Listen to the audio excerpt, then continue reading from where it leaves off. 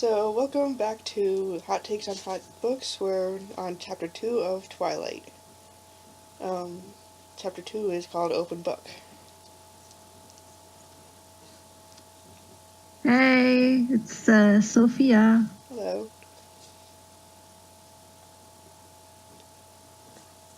Okay, so, well, I'll start. Alright. I'm doing Bella this time. Okay, Chapter 2, Open Book. The next day was better and worse. It was better because it wasn't raining yet, though the clouds were dense and opaque. It was easier because I knew what to expect of my day. Mike came to sit by me in English and walk me to my next class, with chess club, Eric glaring at him all the while. That was nattering, don't know what that is. People didn't look at me quite as much as they had yesterday. I sat with a big group at lunch that included Mike, Eric, Jessica, and several other people whose names and faces I now remembered. I began to feel like I was treading water instead of drowning in it. It was worse because I was tired.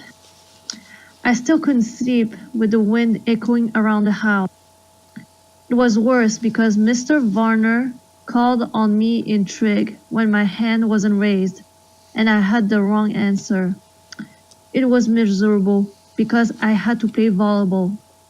And one time I didn't cringe out of the way of the ball. I hit my teammate in the head with it. And it was worse because Edward Cullen wasn't in school at all. All morning I was dreading lunch, fearing his bizarre glares. Part of me wanted to confront him and demand to know what his problem was. While I was lying sleepless in my bed, I even imagined what I would say, but I knew myself too well to think I would really have the guts to do it. I made the cowardly lion look like the Terminator. Okay. But when I walked into the cafeteria with Jessica, trying to keep my eyes from sweeping the place for him and failing entirely, I saw that his 4 siblings of sorts were sitting together at the same table, but he was not with them. Mike intercepted us and stared us at his table. Jessica seemed elated by the attention, and our friends quickly joined us. But as I tried to listen to their easy chatter, I was terribly uncomfortable, waiting nervously for the moment he would arrive. I had hoped that he would simply ignore me when he came and prove my suspicions false. He didn't come, and as time passed, I grew more and more tense. I walked to biology with more confidence when, by the end of the lunch, he still hadn't showed. Mike, who was taking on the qualities of a golden retriever, walked faithfully by my side to class. I held my breath at the door, but Edward Cullen wasn't there either. I exhaled and went to my seat. Mike followed, talking about an upcoming trip to the beach. He lingered by my desk till the bell rang. Then he smiled at me wistfully and went to sit by a girl with braces and a bad perm. It looked like I was going to have to do something about Mike, but it wouldn't be easy. In a town like this, where everyone lived on top of everyone else, diplomacy was essential. I had never been enormously tactful. I had no practice dealing with overly friendly boys. I was relieved that I had the desk to myself, that Edward was absent. I told myself that repeatedly, but I couldn't get rid of the nagging suspicion that I was the reason he wasn't there. It was ridiculous and egotistic. Ego, shit. Egotistical to think that I could affect anyone that strongly. It was impossible. And yet, I couldn't stop worrying that it was true. When the school day was finally done and the blushing was fading out of my cheeks from the volleyball incident, I changed quickly back into my jeans and navy blue sweater. I hurried from the girls' locker room, pleased to find that I had successfully evaded my retriever friend for the moment. I walked swiftly to the parking lot. It was crowded now with fleeing students. Got my truck and dug through my bag to make sure I had what I needed. Last night, I discovered that Charlie couldn't cook much besides fried eggs and bacon. So I requested that I be assigned kitchen duty detail for the duration of my stay. He was willing enough to hand over the keys to the banquet hall. I also found out that he had no food in the house. So I had my shopping list and the cash from the jar in the cupboard labeled food money. And I was on my way to the thriftway. I got my deafening engine to life, ignoring the heads that turned in my direction, and backed carefully into a place in the line of cars that were waiting to exit the parking lot. As I waited, trying to pretend that the ear-splitting rumble was coming from someone else's car, I saw the two Cullens and the Hale twins getting into their car. The Hales are twins now? Yeah, all right.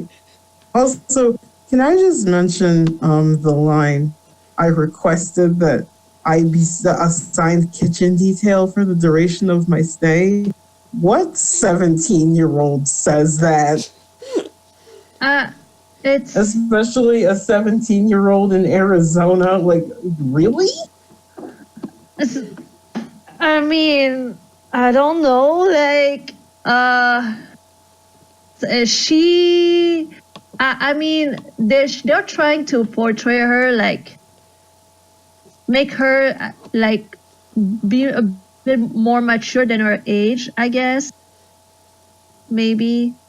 By the way she's talking, Yeah, I don't know. This ain't it, Chief.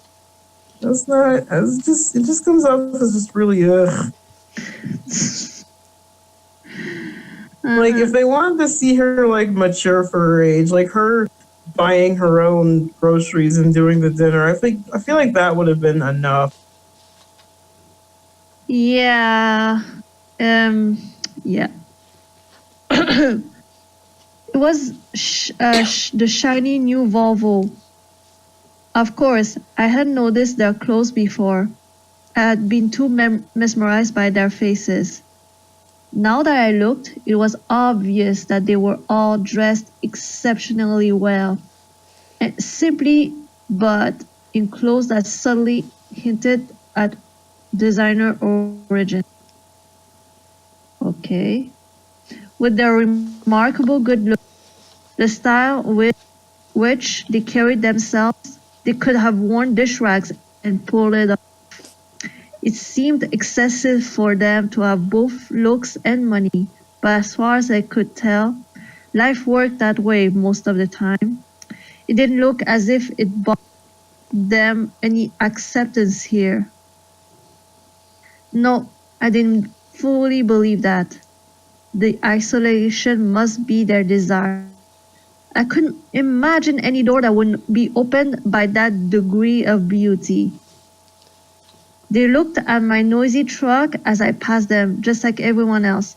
I kept my eyes straight forward and was relieved when I finally was free of the school grounds. Oh, and now she's gonna describe her trip to the grocery store.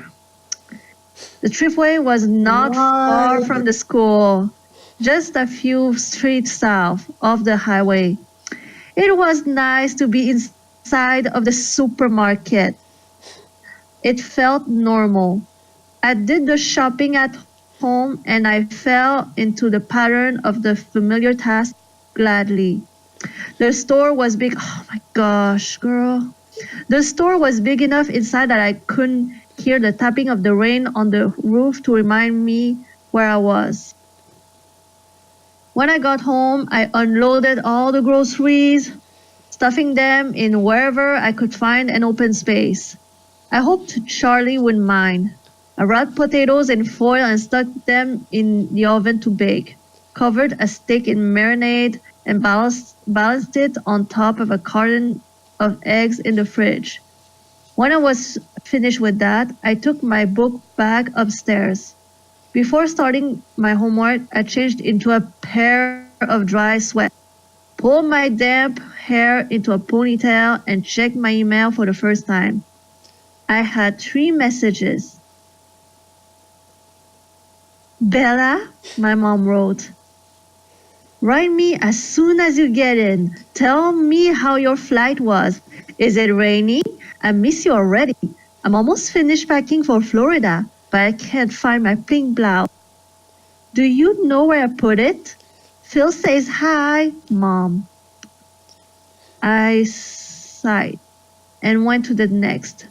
It was sent 8 hours after the first. Bella, she wrote, why haven't you emailed me yet? What are you waiting for, Mom? The last was from this morning. Isabella, if I haven't heard from you by 5:30 p.m. today, I'm calling Charlie. I checked the clock. I still had an hour, but I checked the clock. I still had an hour, but my mom was well known for jumping the gun. Mom, calm down. I'm writing right now. Don't do anything rash. Bella. I said that and began again. Mom, everything is great. Of course, I really don't like the format of this. Like, I don't know if it's like her narrating or her writing an email. Yeah, I think this part's emails. Oh my gosh. Like, for example, I sent that and began again, and then it went to Mom. I'm like,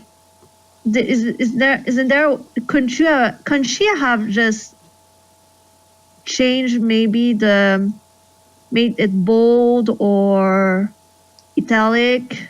Either that or even like, and this would have been probably easier, make it that it was voicemail so you can put in quotations or something. Yeah, because it's fucking with my head a bit. Okay, so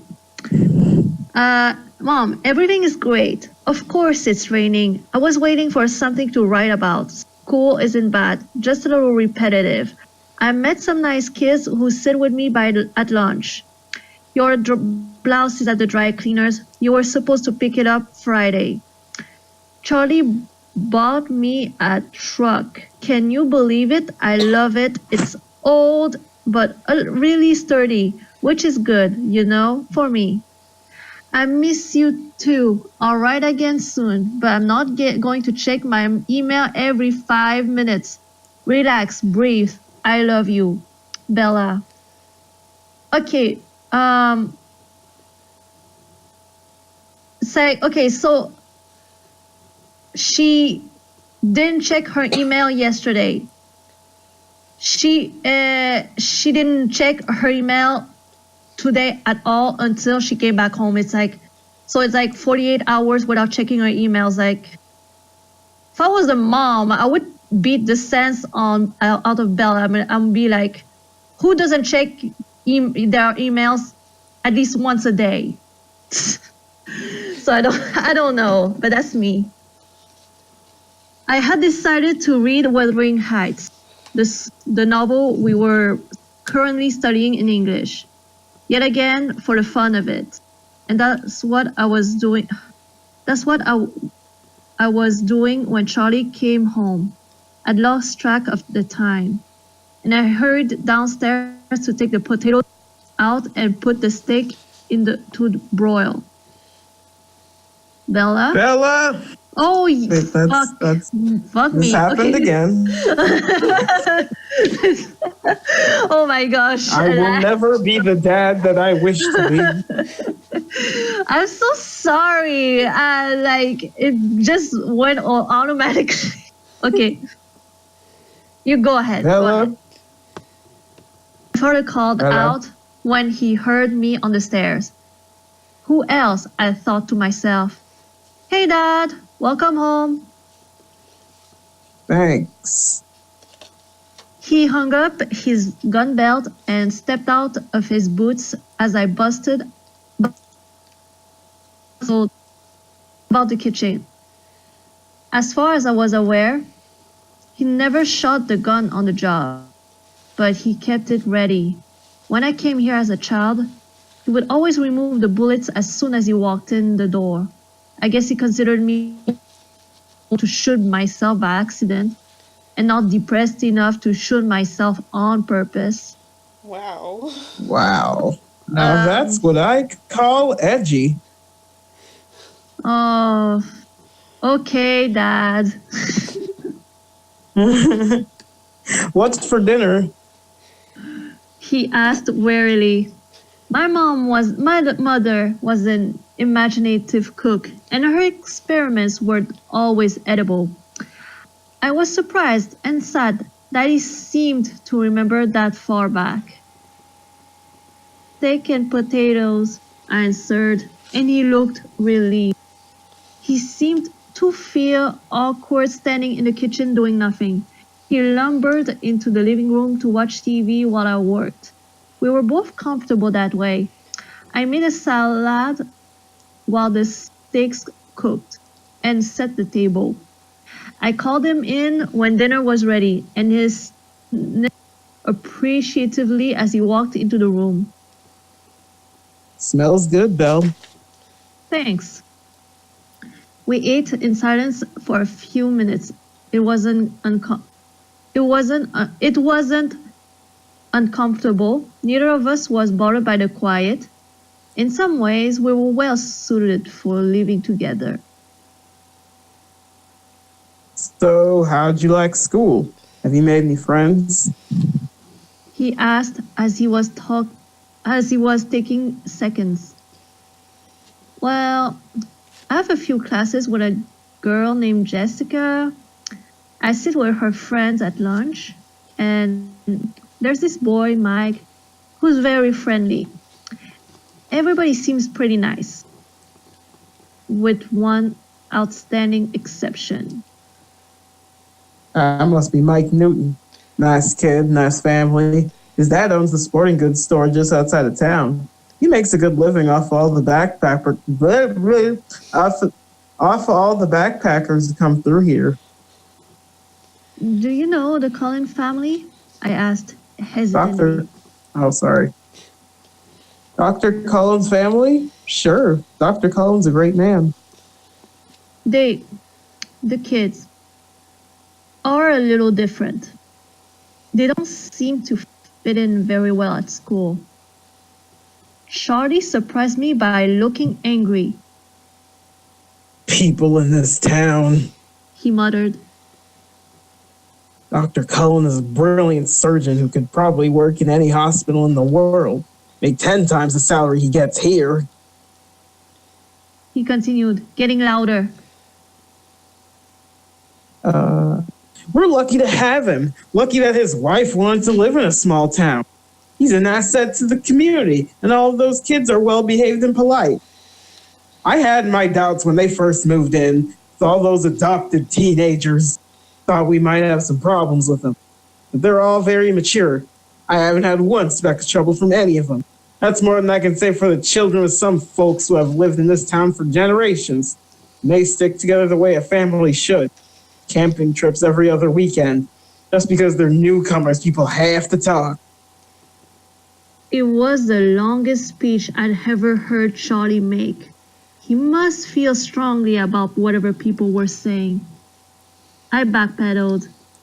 They seemed nice enough to me. I just noticed they kept to themselves. They're all very attractive, I added, trying to be more complimentary. You should see the doctor. Charlie said, laughing. Charlisle, I ship it now.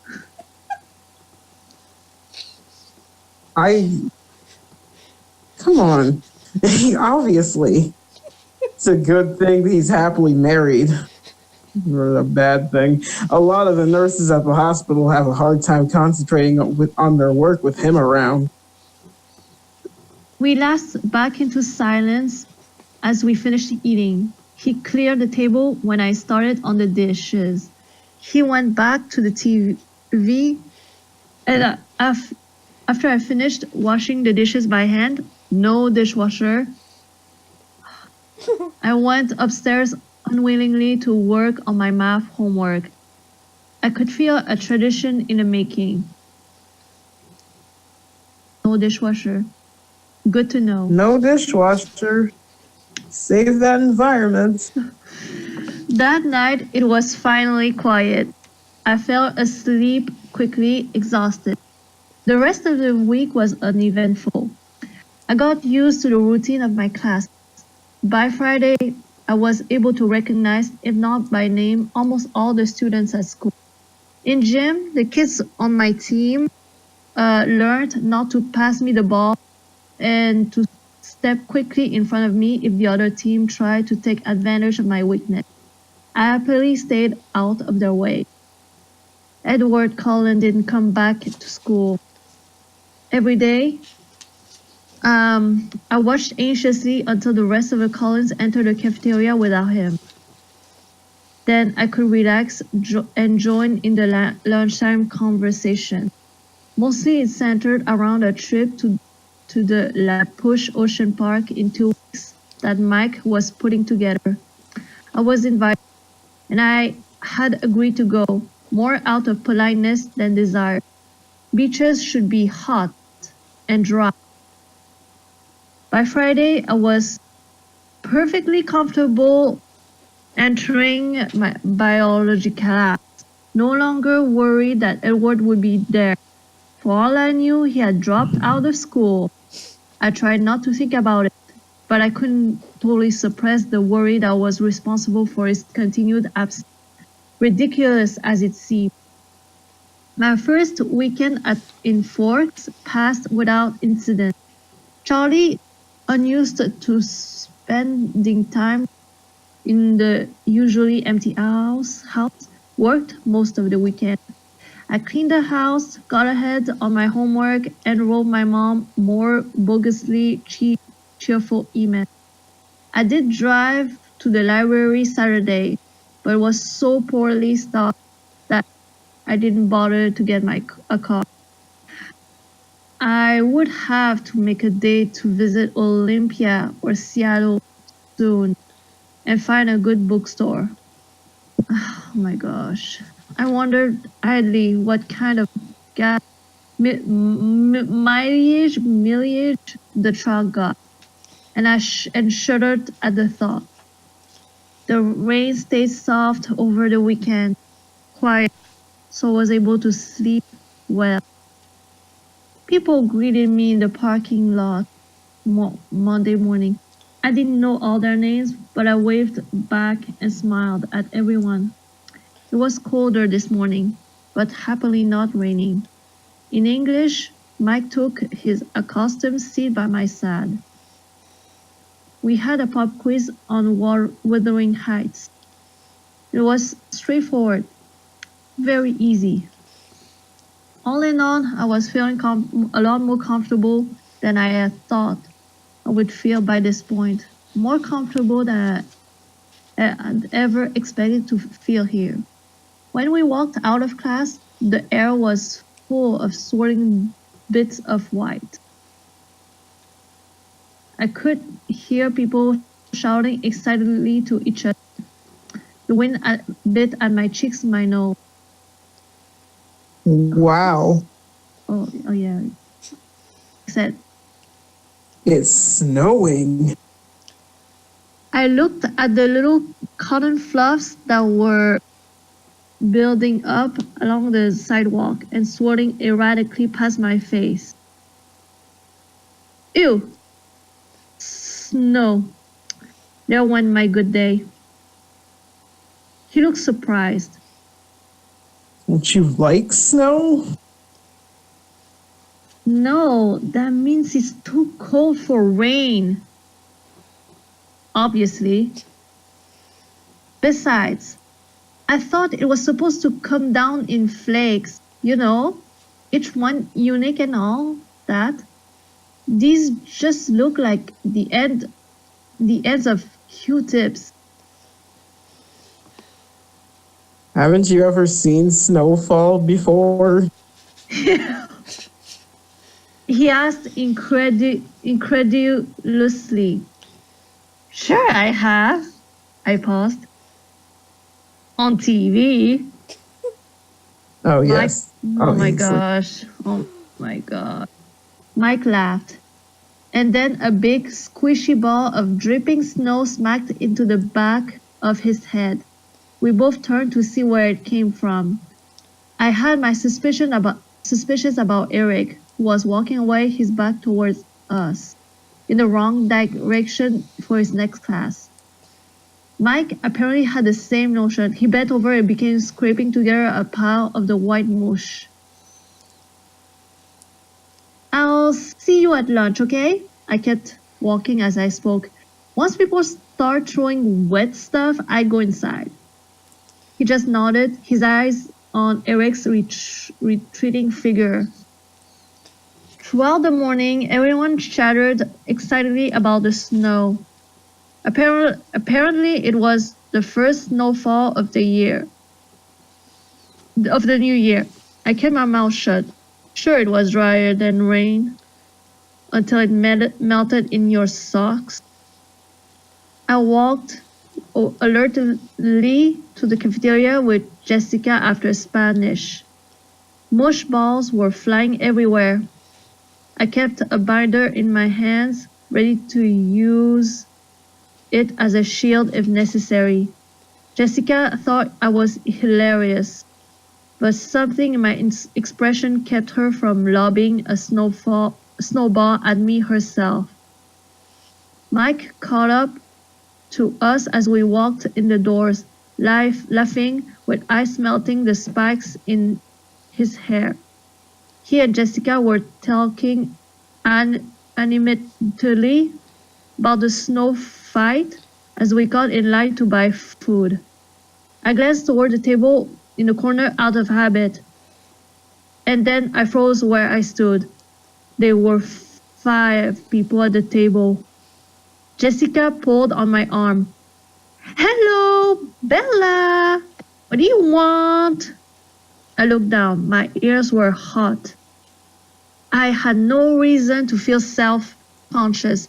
I reminded myself I hadn't done anything wrong.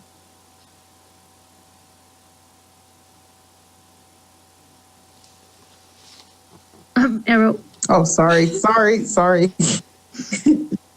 What's with Bella? Mike asked Jessica. Nothing, I answered. I'll just get... So I caught up to the end of the line. Aren't you hungry? Jessica asked. Actually, I feel a little sick, I said, my eyes still on the floor. I waited for them to get their food, and then I followed them to the table, my eyes on my feet.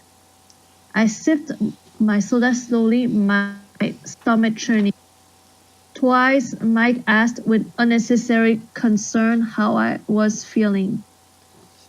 I told him it was nothing, but I was wondering if I should play it up or escape to the nurse's office for the next hour.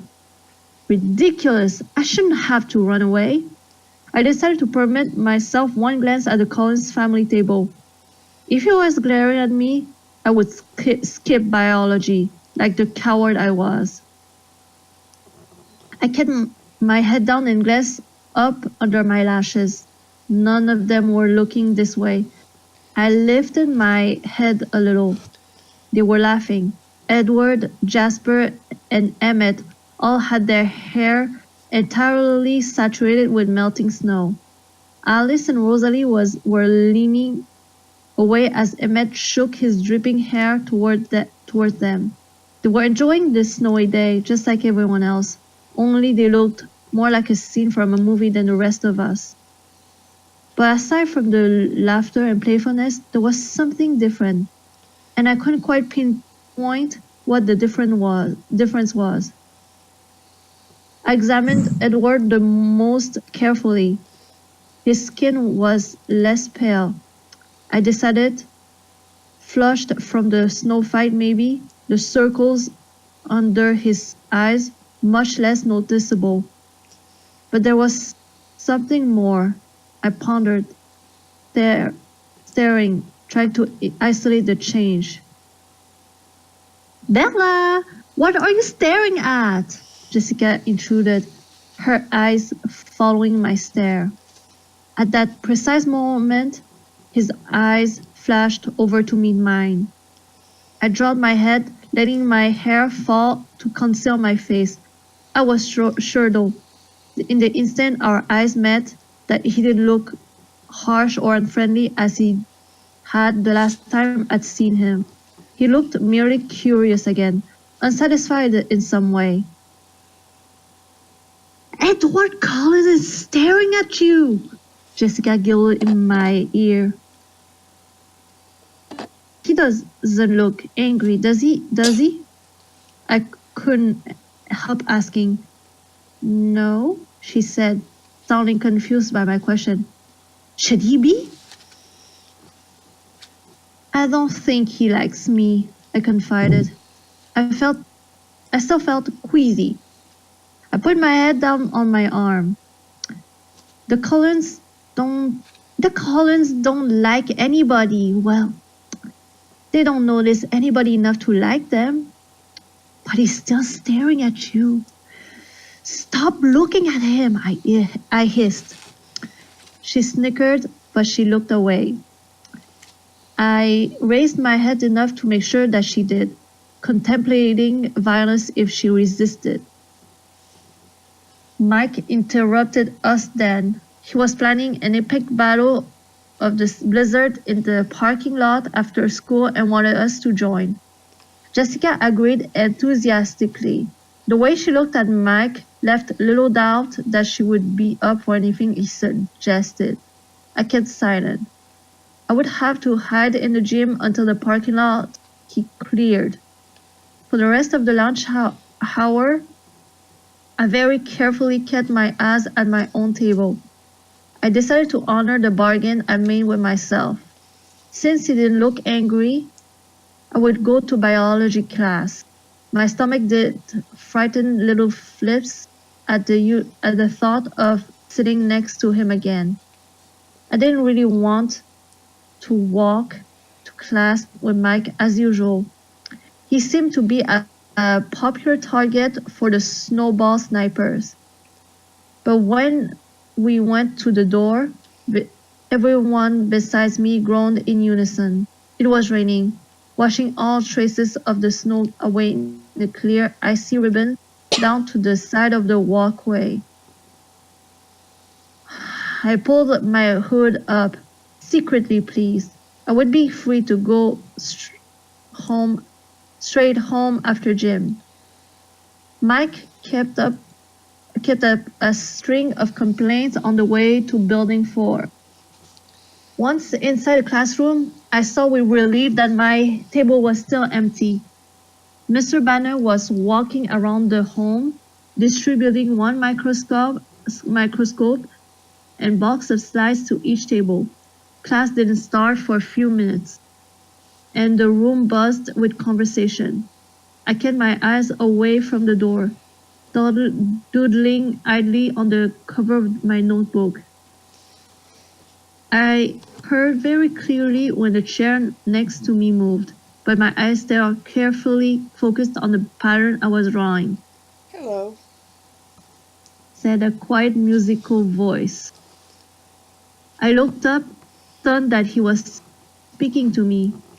He was sitting as far away from me as the desk allowed, but his chair was angled toward me.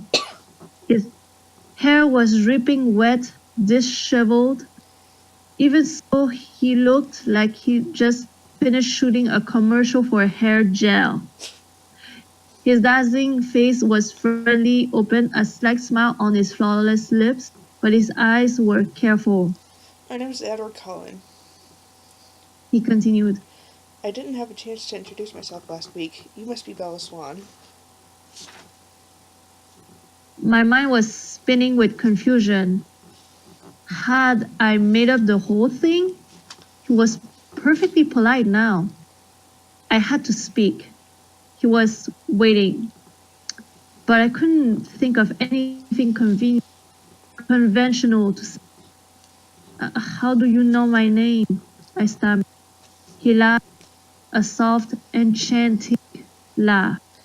Oh, I think everyone knows your name. The whole town's been waiting for you to arrive. I grimaced. I knew it was something like that. No, I persisted stupidly. I meant, why did you call me Bella? Do you prefer Isabella? No, I like Bella, I said. But I think my dad must call me Isabella behind my back. That's what everyone here seems to know me as.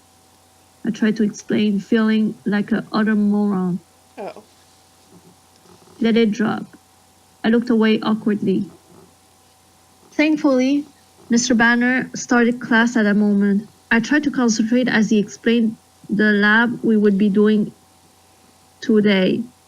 The slides in the box were out of order.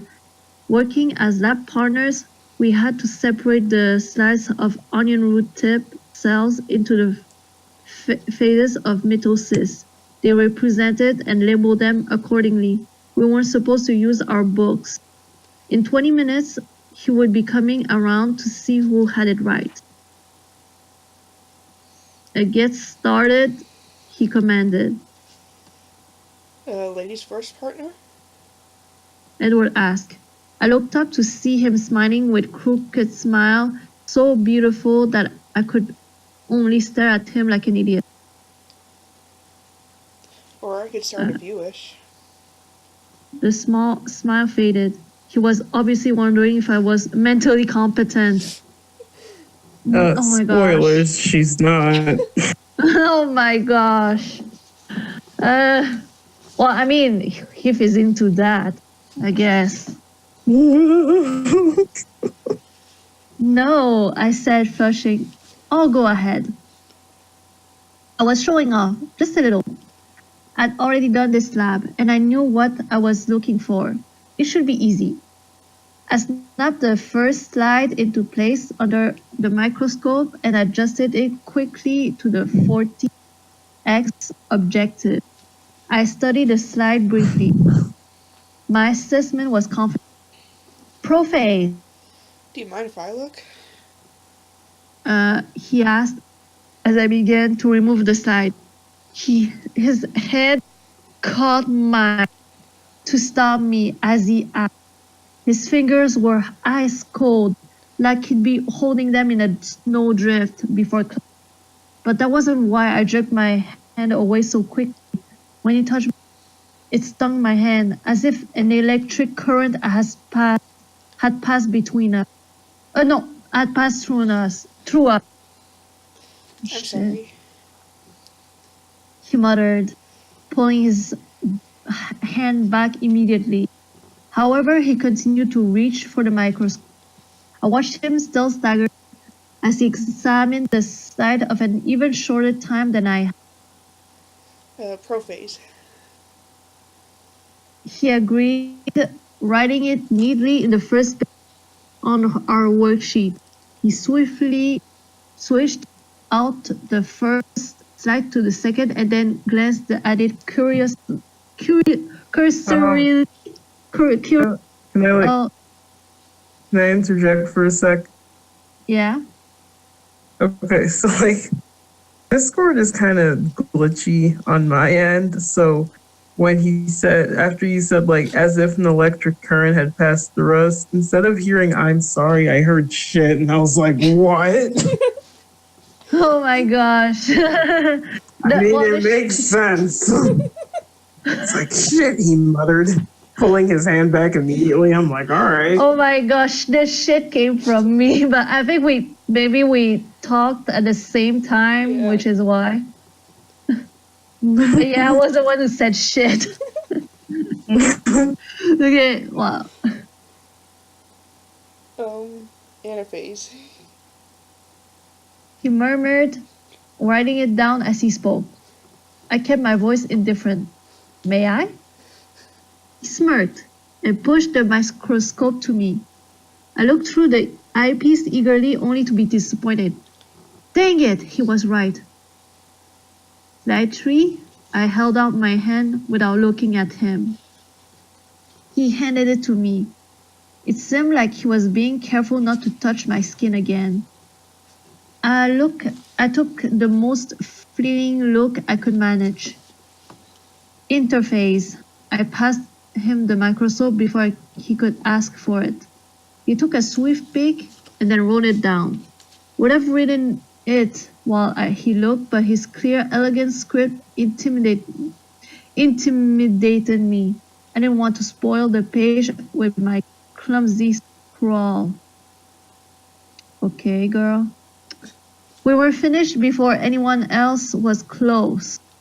I could see Mike and his partner comparing two slides again and again, and then a group had their book open under the table, which left me with nothing to do but to try to not look at him. Unsuccessfully. I glanced up and he was staring at me, that same inexplicable look of frustration in his eyes. Suddenly, I identified that subtle difference in his face. Did you get contacts? I blurted out unthinkingly.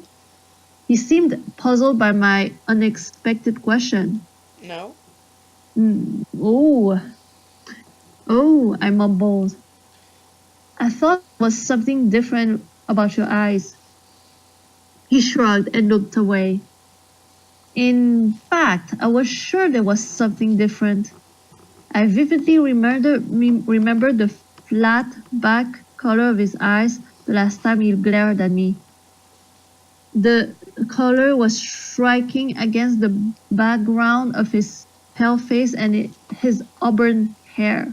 Today, his eyes were completely different color, a strange ochre, darker than butterscotch, but with the same golden tone.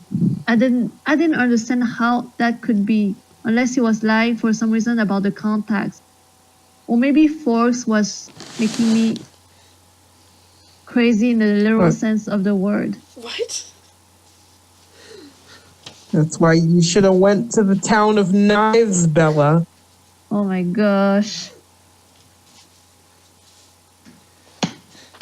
Good joke.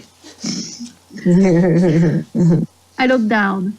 His hands were clenched into hard fists again. Mr. Banner came to our table to see why we weren't working. He looked over our shoulders to glance at the completed lab and then stared more intently to check the answer. So, Edward, didn't you think Isabella should get a chance with a microscope? Mr. Banner asked. Bella.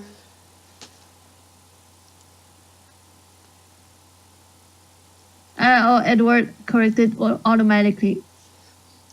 Actually, she had identified 3 of the 5.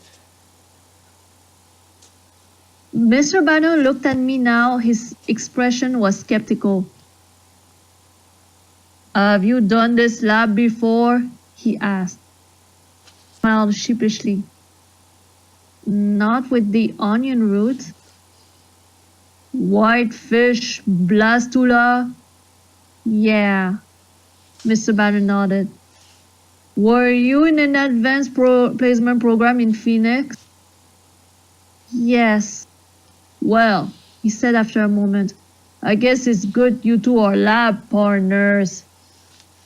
He mumbled something else as he walked away. After he left, I began doodling on my notebook again. It's too bad about the snow, isn't it? Edward asked. I had the feeling that he was forcing himself to make small talk with me. Paranoia swept over me again. It was like he had heard my conversation with Jessica at lunch, was trying to prove me wrong. Not really, I answered honestly, instead of pretending to be normal like everyone else. I was still trying to dislodge the stupid feeling of suspicion and I couldn't concentrate. You don't like the cold. It wasn't a question. Or the wet. Or the wet, that's me, right? Yeah. Or the wet? Forks must be a difficult place for you to live. He mused. You have no idea, I muttered darkly. He looked fascinated by what I said. For some reason I couldn't imagine. His face was such a distraction that I tried not to look at it any more than courtesy absolutely demanded. Why did you come here then? No one had asked me that, not straight out like he did, demanding. It's complicated, I think I can keep up. he pressed. I paused for a long moment, and then made the mistake of meeting his gaze. His dark gold eyes confused me, and I answered without thinking. My mother got remarried, I said. That doesn't sound so complex. He disagreed, but he was suddenly sympathetic. When did that happen? Last September, my voice sounded sad, even to me. And you don't like it. Edward surmised, his tone still kind. No, Phil is fine. Too young, maybe, but nice enough. Why didn't you stay with them? I couldn't fathom his interest, but he continued to stare at me with his penetrating eyes, as if my doll's life story was somehow vitally important. Phil travels a lot. He plays ball for a living. I half smiled.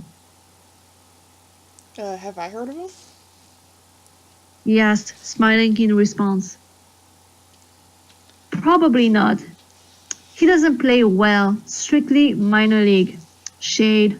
He moves around a lot. And your mother sent you here so that you could travel with him. He said it as an assumption again, not a question. My chin raised a fraction.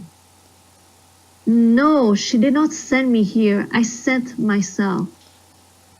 His eyebrows knit together. I don't understand.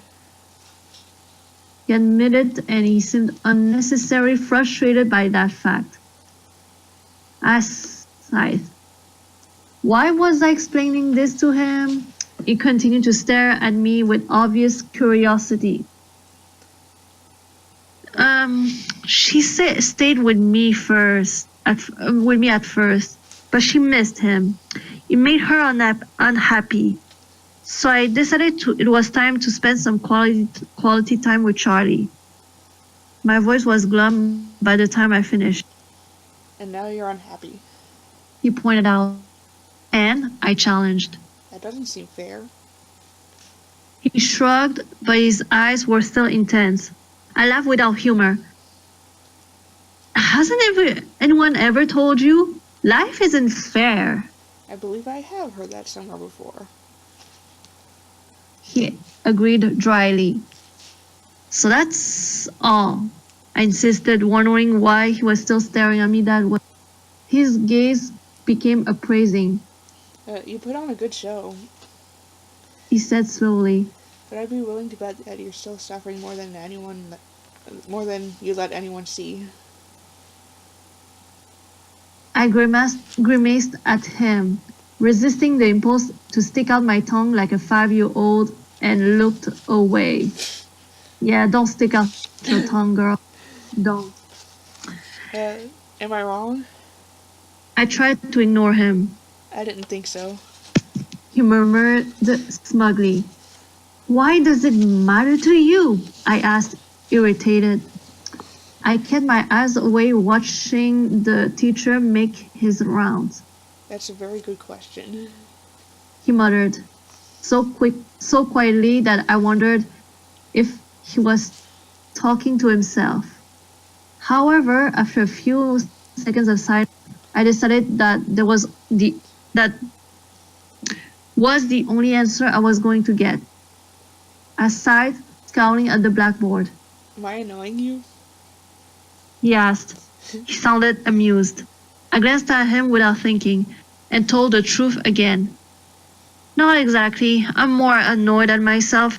My face is so easy to read. My mother always calls me her open book. I frowned. On the contrary, I find you very difficult to read. Despite everything that I said and he'd guessed, he sounded like he meant it.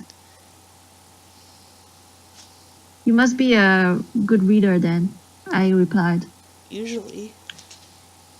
He smiled widely, flashing a set of perfectly ultra-white teeth. Mr. Banner called the class to order then, and I turned with relief to listen. I was in disbelief that I had just explained my dreary life to this bizarre, beautiful boy who may or may not despise me.